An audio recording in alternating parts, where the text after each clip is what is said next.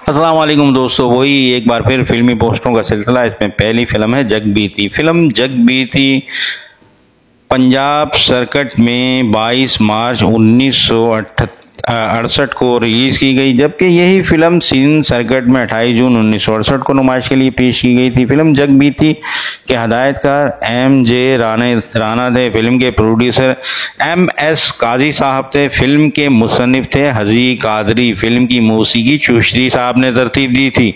Film के सितारों में शामिल थे रंगीला, मुनव्वर, फजल हक मदरसा और अलाउद्दीन। फिल्म जग बीती जिन सिनेमाघरों में नुमाइश के लिए पेश की गई वो थे नाज, सुपर, ख़याम, फिरदौस, लिबर्टी, चमन, शमा, गुलजार और गुलिस्तान। इसके बाद एक फिल्म उमर मुख्तार। फिल्म उमर मुख्तार रंगीन थी और उर्दू जबान में बनाई गई थी। ये फिल्म 27 जून 1997 को सिनेमा घरों में नुमाइश के लिए पेश की गई। इस फिल्म के हदायतकार हसनैन थे। स्क्रीन प्ले का काम भी हसनैन ने किया था। फिल्म के सितारों में थे नदीम, साइमा, रीमा, अरबाज खान, गुलाम मोहिउद्दीन, यूसुफ खान, शफकत चीमा। बहुत अच्छी कास्ट थी फिल्म की। फिल्म भी अच्छी थी।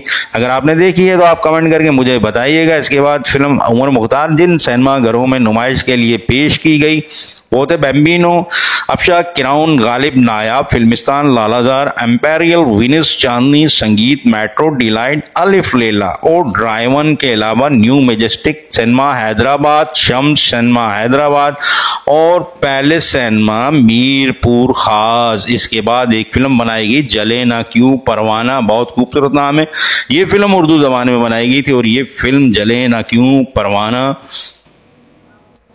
26 जून 1970 को सिनेमा घरों में नुमाइश के लिए पेश की गई थी। इस फिल्म के मुसन्निफ और हदायतकार थे शौकत हाशमी। फिल्म साज थे कदीर खान। फिल्म की मौसीकी नाशाद साहब ने तरतीब दी थी।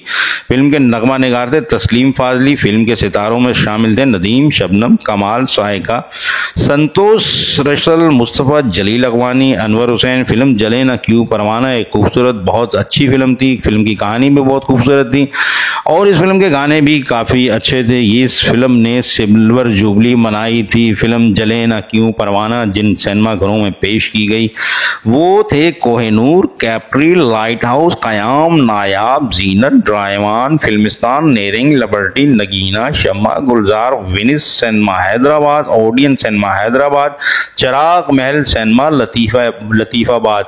इसके बाद खूबसूरत अदाकारा आसिया की एक फिल्म कोटे टपनी। फिल्म कोटे टपनी पंजाबी जबान में बनाई गई थी। ये फिल्म पंजाब सर्किट में 7 मई 1976 को नुमाइश के लिए पेश की गई, जबकि सिंध सर्किट में फिल्म कोटे टपनी 25 जून 1976 को नुमाइश के लिए पेश की गई। इस फिल्म के हदायतकार फयाज शेख थे। फिल्म साज थे तारिक भट्ट। फिल्म के मुसन्निफ थे आफ्ताब शाहिद। फिल्म के नगमात लिखे थे ख्वाजा परवेज साहब ने। फिल्म की मौसीकी दी थी वजाहत अतरे साहब ने। फिल्म कोटे टपनी के सितारों में शामिल थे आसिया, इकबाल हसन, निम्मो, शाहिद, नाजली, अली एजाज, अफजाल अहमद, नासरा, जगी, सीमा, अलियास काश्मीरी, अलाउद्दीन, तालिश और नैयत सुल्ताना। अच्छी कास्ट थी फिल्म की। फिल्म भी अच्छी थी। इसके बाद ये फिल्म जिन सिनेमाघरों में नुमाइश के लिए पेश की गई वो थे कैसर, नगीना, हॉलीवुड, मैजेस्टिक, रीजेंट, फिरदौस, society, super, empirical, Sheesh Mahal, संगीत, लक्शरी, मसूद, रंग महल, शम्स सिनेमा हैदराबाद, निशात सिनेमा हैदराबाद। इसके बाद एक फिल्म मंदिल है। आपने गाना सुना होगा, बहुत ही खूबसूरत गाना है। मंदिल है ना हमदम है, मैं दुनिया में अकेला हूँ, मैं अकेला। ये गाना मसूद राना की आवाज़ में था और फिल्माया गया था असद बुखारी पर। फिल्म थी मैं अकेला। फिल्म मैं अकेला उर्दू ज़बान में बनाई गई थी और ब्लैक एंड वाइट थी। ये फिल्म 23 जून 1972 को सिनेमाघरों में रिलीज़ की गई थी। इस फिल्म के हदायतकार थे असद बुखारी। फिल्म के प्रोड्यूसर भी असद बुखारी थे। फिल्म के मुसन्निफ सलीम चिश्ती थे। फिल्म के मकाल में लिखे थे फयाज हाशमी और अजीज़ मेरठी साहब ने। फिल्म की मौसीकी की तरतीब थी बख्शी वजीर साहब ने। फिल्म में जिन गुलकारों ने गीत गाए वो थे नसीम बेगम, माला, आयरन परवीन, अनायत हुसैन भट्टी, मेहदी हसन, मसूद राना, उस्ताद अमानत अली खान और फ़तेह अली खान। बहुत ही मशहूर और पॉपुलर और ख़ूबसूरत आवाज़ वाले गुलकार इस फिल्म में नगमा सरा थे और इस फिल्म मैं अकेला के सितारों में शामिल थे आसिया, शाहिद, असद बुखारी, आबदा, कबीर, रुखसाना, मसूद अख्तर, नन्ना और अतिया शर्फ।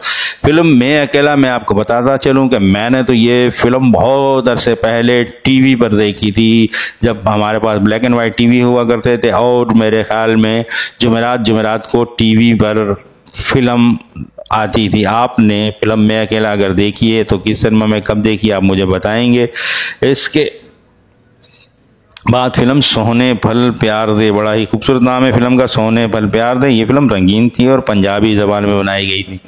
फिल्म सोने पल प्यार दे 23 जून 1972 को सिनेमाघरों में नुमाइश के लिए पेश की गई। इस फिल्म के हदायतकार थे कदीर गौरी, फिल्म साज थे ए मजीद और शौकत शेख, फिल्म के पेशकार थे अरशद काश्मीरी, फिल्म के नगमात और मकाल में लिखे थे अहमद राही साहब ने, फिल्म की मौसीकी वजाहत अतरे साहब ने तरतीब दी थी। फिल्म सोने पल प्यार दे के सितारों में शामिल थे सुधीर, फिरदौस, हबीब, नाहिद, मनोवर ज़रीफ, रजिया, जगी मलक, सीमा, रेहान, निग्गू, आबदा, ताहिरा, मुनीर ज़रीफ, अलवेला, हामिद, आमिर भट्टी, नासिर खान और अलियास कश्मीरी। बहुत ही अच्छी कास्ट थी इस फिल्म की।